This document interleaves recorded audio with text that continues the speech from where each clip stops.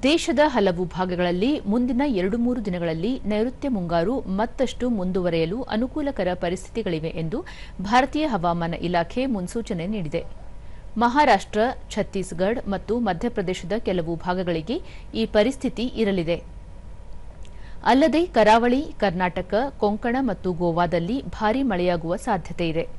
ಅಸ್ಸಾಂ, ಮೇಘಾಲಯ, ಕರ್ನಾಟಕದ ಒಳಭಾಗ, ಮಧ್ಯ ಮಹಾರಾಷ್ಟ್ರ, ಒಡಿಶಾ, ಹಿಮಾಲಯದ ಉಪ ಪಶ್ಚಿಮ ಬಂಗಾಳ, ಸಿಕ್ಕಿಂ ಮತ್ತು ತೆಲಂಗಾಣದಲ್ಲಿ ಇಂದು ಭಾರೀ ಮಳೆಯಾಗುವ ಸಾಧ್ಯತೆಯಿದೆ. ದೆಹಲಿ, ಪಂಜಾಬ್, ಹರಿಯಾಣ, ಚಂಡೀಗಢ, ಬಿಹಾರ, ರಾಜಸ್ಥಾನ, ಜಾರ್ಖಂಡ್, ಜಮ್ಮು ಮತ್ತು ಕಾಶ್ಮೀರ, ಲಡಾಖ್, ಉತ್ತರಾಖಂಡ ಮತ್ತು ಈಶಾನ್ಯ ರಾಜ್ಯಗಳ ಕೆಲವು ಭಾಗಗಳಲ್ಲಿ ಗುಡುಗು ಸಹಿತ ಮಿಂಚಿನಿಂದ ಕೂಡಿರುವ ಮಳೆಯಾಗುವ ನಿರೀಕ್ಷೆಯಿದೆ.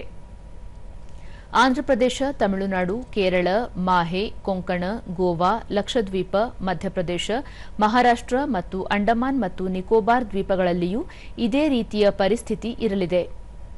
ರಾಜ್ಯದಲ್ಲಿ ಮುಂದಿನ 3 ದಿನಗಳಲ್ಲಿ ಗುಡುಗು ಸಹಿತ ಮಳೆಯಾಗುವ ನಿರೀಕ್ಷೆಯಿದೆ. ಕರಾವಳಿ ತೀರ ಪ್ರದೇಶದಲ್ಲಿ ಗಂಟೆಗೆ 40 ರಿಂದ 60 ಕಿಲೋಮೀಟರ್ ವೇಗದಲ್ಲಿ ರಭಸದ ಗಾಳಿ ಬೀಸಲಿದ್ದು, ಮೀನುಗಾರರು ಸಮುದ್ರಕ್ಕೆ ಇಳಿಯದಂತೆ ಮುನ್ನೆಚ್ಚರಿಕೆ ನೀಡಲಾಗಿದೆ.